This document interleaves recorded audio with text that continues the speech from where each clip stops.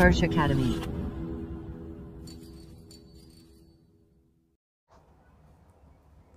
जय हिंद दोस्तों, मैं बसंत कुमार उत्कर्ष एकेडमी के यूट्यूब चैनल पे आप सबका स्वागत करता हूं। आज हम जो चर्चा करने जा रहे हैं वो प्राचीन भारत का एक मुख्य टॉपिक है, जो हम लोग चर्चा करेंगे धार्मिक आंदोलन के बारे में। और धार्मिक आंदोलन के बारे में मैं बौद्ध धर्म के बारे में पहले बता चुका हूं। अगर आपने अभी तक नहीं देखा है तो नीचे डिस्क्रिप्शन में जाएं, वहाँ लिंक पे क्लिक करें और पहले उस वीडियो को देखें। आज जो हम चर्चा करने जा रहे हैं वो जैन धर्म के बारे में चर्चा करने जा रहे हैं। ठीक है, सबसे पहले मैं बता देता हूँ, बौद्ध धर्म और जैन धर्म, ठीक है, दोनों जो है वो प्राचीन काल में 6ठी शताब्दी में ये दोनों धर्म का उदय हुआ था। कौन सी शताब्दी में? तो 6ठी शताब्दी में ये दोनों धर्म का उदय हुआ था, चाहे वो बौद्ध धर्म हो या फिर जैन धर्म हो। ठीक है, तो बौद्ध धर्म मैं पहले बता चुका हूँ इससे पहले वाले वीडियो में, और अभी मैं चर्चा करने जा रहा हूँ जैन धर्म के बारे में। ठीक है, चलिए शुरू करते हैं। तो दोस्तों, जैन धर्म में कुल 24 तीर्थंकर हैं। कितने हैं? 24 तीर्थंकर हैं। अब 24 तीर्थंकर का मतलब क्या होता है? तो तीर्थंकर हम लोग उसे कहते हैं, इट मीन्स हम लोग कह सकते हैं जिन्होंने मेडिटेशन कर ज्ञान की प्राप्ति किया हो, उसे हम लोग तीर्थंकर कहते हैं। ठीक है, और तीर्थंकर तो 24 आए, लेकिन हम लोग को जो है वो मेनली 3 पढ़ना है, पहला और लास्ट का 2। पहला और लास्ट का 2। तो पहले तीर्थंकर कौन थे? ऋषभदेव थे। ठीक है, और ऋषभदेव को ही जैन धर्म के संस्थापक माना जाता है। किनको? ऋषभदेव को। और ऋषभदेव का अगर प्रतीक चिन्ह देखा जाए तो दोस्तों क्या था? सांड था। क्या था? सांड था, है ना। ये पहले थे, और बाकी जो इंपॉर्टेंट है वो 23rd और 24th, मतलब 23वें और 24वें। कुल तो 24 तीर्थंकर थे। ठीक है, लेकिन पहला, 23वां और 24वां हमारे लिए बहुत इंपॉर्टेंट होता है। तो 23वें कौन थे? तो पार्श्वनाथ थे। ठीक है, जिनका प्रतीक चिन्ह क्या? सर्प है, सांप। क्या है? सांप। अगर 24th देखें, 24वां देखें, तो महावीर स्वामी है। कौन है? भगवान महावीर, जिनका प्रतीक चिन्ह क्या है? सिंह है।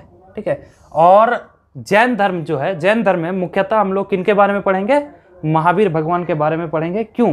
क्योंकि महावीर भगवान जो थे वो जैन धर्म के अंतिम तीर्थंकर व जैन धर्म के भगवान माने जाते हैं। वैसे भगवान तो सभी को माना जाता है, सारे तीर्थंकर को माना जाता है, लेकिन सबसे ज़्यादा चूंकि जैन धर्म का प्रचार प्रसार भारत में किनके द्वारा किया गया था?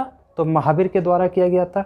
जैन धर्म का स्थापना ऋषभदेव के द्वारा किया गया था। तो ये दोनों हमारे लिए काफ़ी इंपॉर्टेंट हो जाता है, और मुख्यतः महावीर के लिए, महावीर के बारे में जो हम लोग पढ़ेंगे सबसे पहले। तो चलिए शुरू करते हैं। महावीर का जन्म कब हुआ था? 540 ईसा पूर्व में। कब हुआ था दोस्तों? 540 ईसा पूर्व में। स्थान कौन सा था? तो बिहार का एक स्थान था कुंडल ग्राम नामक। ठीक है, बिहार के कुंडल ग्राम नामक स्थान में महावीर भगवान का जन्म हुआ था। कब हुआ था? तो 540 ईसा पूर्व में हुआ था। ठीक है, उनके पिता का नाम क्या था? सिद्धार्थ था। अगर पूछा जाए कि भगवान महावीर का पिता का नाम क्या था, तो सिद्धार्थ था, जबकि माता का नाम त्रिशला था। क्या है? माता का नाम त्रिशला है। ठीक है, वही महावीर का बचपन का नाम देखा जाए तो महावीर का बचपन का नाम वर्धमान है। क्या है? वर्धमान है। ठीक है, 30 वर्ष में जब महावीर स्वामी 30 वर्ष के थे, तभी उनके माता पिता का निधन हो गया। जब उनकी उम्र 30 थी, तब उनके माता पिता का क्या हो गया? निधन हो गया। निधन होने के बाद जो उनका बड़े भाई थे, ठीक है, नंदीवर्धन जिनका नाम था, ध्यान रखिएगा, भगवान महावीर के बड़े भाई का नाम क्या था? नंदीवर्धन था। उनसे वो आज्ञा ले करके, परमिशन ले करके, और घर को क्या किया? उन्होंने त्याग दिया। क्या कर दिया? घर को त्याग दिया। घर को त्यागने के बाद उन्होंने सबसे पहले तो शुरुआत में उन्होंने वस्त्र का धारण किया था, है ना। हम लोग आगे चर्चा करेंगे श्वेतांबर और दिगंबर के बारे में। तो सबसे पहले उन्होंने जब घर को त्यागा तो 13 माह तक उन्होंने वस्त्र को रखा था शरीर पे, लेकिन 13 माह के बाद उन्होंने क्या किया? वस्त्र को भी त्याग दिया और नग्न अवस्था में, मतलब दिगंबर अवस्था में रहना शुरू कर दिए। ठीक है, तो ये उसके बाद 12 साल, लगातार 12 साल इधर उधर ज्ञान के खोज में वो भटकते रहे, और भटकते भटकते 12 साल के बाद उन्हें एक नदी के किनारे एक साल वृक्ष के नीचे ज्ञान की प्राप्ति हुई थी। कितने सालों बाद? तो घर त्यागने के 12 साल के बाद उनको ज्ञान की प्राप्ति हुई थी। कहाँ हुई थी? तो एक नदी के किनारे और साल वृक्ष के नीचे हुई थी। हम लोग पढ़े गौतम बुद्ध के बारे में, तो गौतम बुद्ध को ज्ञान की प्राप्ति एक पीपल के वृक्ष के नीचे हुई थी, जिसे बोधि वृक्ष के नाम से जाना गया। अगर हम लोग भगवान महावीर, स्वामी महावीर की चर्चा करें तो उनको ज्ञान जो प्राप्त हुआ था वो एक साल वृक्ष के नीचे प्राप्त हुआ था। ठीक है। उसके बाद जैन धर्म में संपूर्ण ज्ञान को कैवल्य कहा जाता है। क्या कहा जाता है? कैवल्य कहा जाता है। अगर वैसे व्यक्ति जैसे भगवान महावीर थे, उनको संपूर्ण ज्ञान प्राप्त हुआ था, ठीक है, वो तो उनको किस नाम से कहा जाता था? तो कैवल्य के नाम से। इट मीन्स हम लोग कह सकते हैं कि अगर जैन धर्म में वैसे व्यक्ति जिनको कंप्लीट पूर्णता ज्ञान की प्राप्ति हो चुकी है, उसको कैवल्य कहा जाता है। कैवल्य का मतलब होता है संपूर्ण ज्ञान की प्राप्ति। ठीक है। तो जब उन्हें ज्ञान प्राप्त हुई, तो ज्ञान प्राप्त होने के बाद भगवान महावीर को अलग अलग नाम का संज्ञा दिया गया। ठीक है। वो अलग अलग नाम कौन से थे? जैसे जीन, अरहत, निर्गण्य। ठीक है, ये अलग अलग नाम दिए गए। जीन का मतलब होता है विजेता, अरहत का मतलब होता है पूज्य, निर्गण्य का मतलब होता है बंधनहीन। और भगवान महावीर जो थे वो सबसे पहले जीन को प्राप्त किया। ठीक है। और यहीं से जैन धर्म की स्थापना भी हुई थी। किनके द्वारा? तो महावीर भगवान के द्वारा किया गया था सबसे पहले। ठीक है। जैन का जो जैन धर्म है उसका सबसे ज़्यादा प्रचार प्रसार यहीं से शुरू हुआ था। क्यों? क्योंकि भगवान महावीर को जीन की प्राप्ति हुई थी। उसके बाद अरहत की प्राप्ति हुई, फिर निर्गण्य की प्राप्ति हुई। सबका मतलब क्या होता है? जीन का मतलब विजेता, अरहत का मतलब पूज्य और निर्गण्य का मतलब बंधनहीन। ठीक। और आगे चल करके फिर उन्होंने क्या दिया? अलग अलग जगह पे उपदेश देना शुरू कर दिए। और उपदेश देना शुरू कर दिए तो क्वेश्चन क्या बनता है कि महावीर भगवान ने सबसे पहला उपदेश कहाँ दिए थे? तो पहला उपदेश उन्होंने राजगीर में दिए थे। ठीक है। राजगीर कहाँ पड़ता है? तो बिहार में पड़ता है। कहाँ पड़ता है? बिहार स्टेट में पड़ता है। और वहाँ जो पहला उपदेश वो दिए थे भगवान महावीर, वो किस भाषा में दिए थे? तो पाली में दिए थे। कौन सी भाषा में दिए थे? पाली भाषा में दिए थे। ठीक है। और भगवान महावीर के द्वारा ही जैन संघ की स्थापना पावापुरी में की गई थी, है ना। पावापुरी में आज भी हम लोग देखते हैं कि जैन संघ है एक, उस जैन संघ की स्थापना महावीर के द्वारा किया गया था। और कहाँ किया गया था? पावापुरी में किया गया था। ठीक है। इनके जो जैन धर्म के पहले अनुयायी जो थे महावीर के जो पहले अनुयायी थे वो कौन थे? उनका दामाद जामिल। देखिए वो दामाद रिलेशन है, ये दामाद क्या है? उनके साथ रिश्ता है। वो जामिल जो थे वो भगवान महावीर के दामाद थे। ठीक है। और इन्होंने ही सबसे पहला भगवान महावीर के अनुयायी बने थे, यही थे। भगवान महावीर के सबसे पहला अनुयायी कौन थे? तो उनका दामाद, ये दामाद रिलेशन है। नाम क्या था? जामिल। तो दामाद जामिल यहाँ पे इसलिए मैं लिखा हूँ ताकि आपको पता रहे कि वो कौन थे, जामिल कौन थे। तो भगवान महावीर के दामाद थे जो उनका अनुयायी बने थे, पहला अनुयायी थे।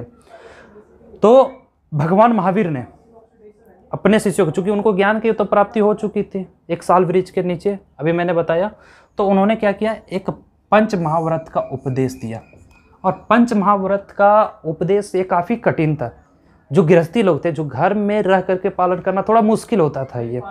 ठीक है। इसलिए पंच महाव्रत के बाद उन्होंने एक और उपदेश दिया जिसको पंच अनुव्रत कहा जाता है। ठीक है। ये गृहस्थियों के लिए थोड़ा सा आसान था, इसको पालन करना मुमकिन था। तो पंच अनुव्रत, जो 5 अनुव्रत थे महावीर का, वो कौन थे? तो सबसे पहले अहिंसा, दूसरा अमृषा, तीसरा अचौर्य, चौथा अपरिग्रह और 5वां ब्रह्मचर्य, है ना। सबका मतलब मैं बताता हूँ। अहिंसा का मतलब होता है हिंसा ना करना, किसी जीव का हत्या ना करना। ठीक है। अमृषा का मतलब होता है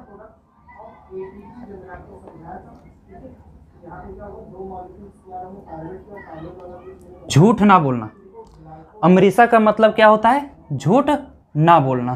ठीक है। और अचौर्य का मतलब होता है चोरी ना करना। ठीक है। फिर से सुनिए, अहिंसा का मतलब हिंसा ना करना, मतलब किसी जीव का हत्या ना करना। अमृषा का मतलब होता है कि झूठ ना बोलना।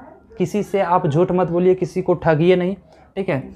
अचौर्य का मतलब होता है चोरी ना करना। अपरिग्रह का मतलब होता है धन के प्रति लालच ना होना, ठीक है। अगर आप लालची हो करके धन को अर्जित कर रहे हैं या फिर धन के प्रति आप लालची कर रहे हैं, लालची बन रहे हैं, तो वो गलत है, ठीक है। तो चौथा उनका जो अनुव्रत था वो क्या था? अपरिग्रह। अपरिग्रह का मतलब होता है धन को लालची तरीके से, लालची बन करके अर्जित ना करना या फिर धन के प्रति लालची ना होना। और पांचवा क्या था? ब्रह्मचर्य था। ये 5 अनुव्रत दिए थे अपने शिष्यों को। कौन दिए थे? तो स्वामी महावीर ने दिए थे, ठीक है। चलिए आगे चर्चा करते हैं। जैन का त्रिरत्न, जो जैन धर्म के 3 रत्न है वो कौन कौन से हैं? तो 3 रत्न कौन कौन है? सम्यक ज्ञान है, सम्यक दर्शन है और सम्यक आचरण है। अगर पूछा जाए कि जैन धर्म के त्रिरत्न कौन कौन से हैं, तो सम्यक ज्ञान, सम्यक दर्शन और सम्यक आचरण। यहाँ तक क्लियर हो गया? आगे हम लोग बढ़ते हैं। जैन का साहित्य, जो जैन धर्म का साहित्य है उसका नाम क्या है? तो कल्पसूत्र है। क्या है? कल्पसूत्र। अगर पूछा जाए कल्पसूत्र जो है वो किस धर्म से रिलेटेड है, तो क्या होगा? जैन धर्म से। और ये जो कल्पसूत्र की रचना जो हुई है, ठीक है, वो किस भाषा में की गई है? संस्कृत भाषा में की गई है। और इसकी रचना किनके द्वारा किया गया है? तो भद्रबाहु के द्वारा किया गया है। अगर पूछा जाए कल्पसूत्र की रचना किनके द्वारा किया गया है, तो भद्रबाहु के द्वारा किया गया है। आगे बढ़ते हैं। पाटलिपुत्र में सभा का आयोजन किनके शासनकाल में किया गया था? तो चंद्रगुप्त मौर्य के शासनकाल में। हम लोग इनमें कह सकते हैं कि चंद्रगुप्त मौर्य के शासनकाल में पाटलिपुत्र नामक स्थान पे एक सभा किया गया था, सभा का आयोजन किया गया था। और उसी सभा के आयोजन में जैन धर्म जो है वो 2 भागों में बट गया। पहला दिगंबर और दूसरा श्वेतांबर, ठीक है। और दिगंबर और श्वेतांबर का मतलब मैं बता देता हूँ। दिगंबर हम लोग उन्हें कहते हैं जो निर्वस्त्र रहते हैं। निर्वस्त्र रहते हैं मतलब नग्न अवस्था में रहते हैं, मतलब जो किसी तरह का वस्त्र धारण ना करते हो, उनको हम लोग क्या कहते हैं? दिगंबर कहते हैं। जबकि श्वेतांबर हम लोग वैसे लोगों को कहते हैं जो अपने शरीर के ऊपर या फिर जो श्वेत वस्त्र, सफ़ेद वस्त्र का धारण किया हो। तो इस तरह 2 भागों में बट गया जैन धर्म, दिगंबर और श्वेतांबर। दिगंबर का मतलब होता है नग्न अवस्था में रहना, जबकि श्वेतांबर का मतलब होता है श्वेत वस्त्र का धारण करना। चलिए आगे बढ़ते हैं। खजुराहो का जैन मंदिर का निर्माण।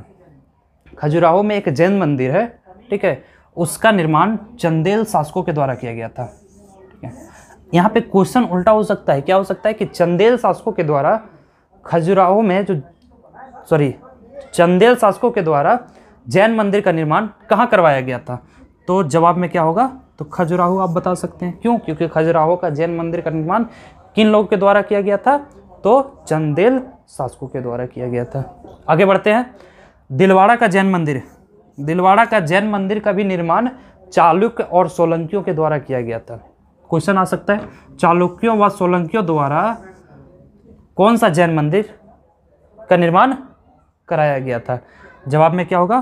तो दिलवाड़ा का जैन मंदिर, ठीक है। इट मीन्स हम लोग कह सकते हैं दिलवाड़ा का जैन मंदिर का निर्माण किनके शासनकाल में हुआ था? तो चालुक्यों और सोलंकियों के शासनकाल में हुआ था। आगे, महावीर की मृत्यु कब हुई थी? 468 ईसा पूर्व में। जब वो 72 साल के थे, 72 ईयर्स के थे, कौन? स्वामी महावीर। तब उनकी मृत्यु 468 ईसा पूर्व में हो गया था। और स्थान का नाम क्या था? पावापुरी, ठीक है। पावापुरी जो बिहार में पड़ता है, यहाँ पे उनकी मृत्यु हो गई, ठीक है। आगे हम लोग देखते हैं अगला क्वेश्चन कि दक्षिण भारत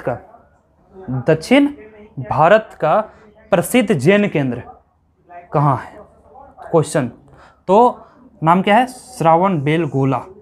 श्रावणबेलगोला में ही दक्षिण भारत का प्रसिद्ध जैन केंद्र है, ठीक है। तो ये थे कुछ important question related to Jain धर्म, ठीक है। जैन धर्म से संबंधित कुछ ये इंपॉर्टेंट क्वेश्चंस थे। आप उम्मीद करते हैं कि अच्छे से समझ गए होंगे। मैंने इससे पहले बौद्ध धर्म के बारे में भी समझाया, आप उसे भी देख लें, ठीक है, अगर आप अभी तक आपने नहीं देखा है। और इससे रिलेटेड आगे मैं जैन धर्म और बौद्ध धर्म के बीच में कुछ अंतर बता देता हूँ। तो अंतर क्या है? तो सबसे पहले अगर प्रचार प्रसार के लिए देखा जाए, ठीक है, तो प्राचीन भारत में, अभी नहीं, प्राचीन भारत में बौद्ध धर्म का प्रचार जो है वो पूरा विश्व में हुआ था।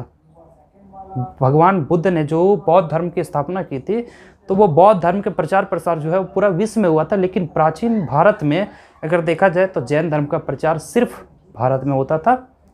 आगे अगर हम लोग ग्रंथ के हिसाब से देखा जाए, ठीक है, तो जैन के ग्रंथ को हम लोग अंग कहते हैं, जबकि बौद्ध के ग्रंथ को हम लोग त्रिपिटक कहते हैं। मैं बताया हूँ बौद्ध वाला में, ठीक है। यहाँ पे आप जैन के बारे में जान लीजिए कि जैन के ग्रंथ को हम लोग क्या कहते हैं, अंग कहते हैं, जबकि बौद्ध धर्म के ग्रंथ को हम लोग त्रिपिटक कहते हैं। तपस्या की अगर चर्चा करें तो देखिए, जैन धर्म में तपस्या को शुभ माना गया है, अच्छा माना गया है, लेकिन बौद्ध धर्म की अगर चर्चा करें तो तपस्या का विरोध किया गया है। मतलब बौद्ध धर्म में तपस्या करना सही नहीं समझा गया, जबकि जैन धर्म में तपस्या करना सही समझा गया है, ठीक है। तो ये थे कुछ अंतर। उम्मीद करते हैं कि आप सब समझ गए होंगे। और प्राचीन भारत का जो सारा टॉपिक है मैं एक एक करके यही समाप्त होता है। अब जो अगला वीडियो आएगा वो मध्यकालीन भारत का सीक्वेंस में सारे वीडियोज़ में डालूंगा, ठीक है। अभी तक अगर आपने पहले वाले वीडियोज़ नहीं देखे हैं तो आप ज़रूर देखिए, ठीक है।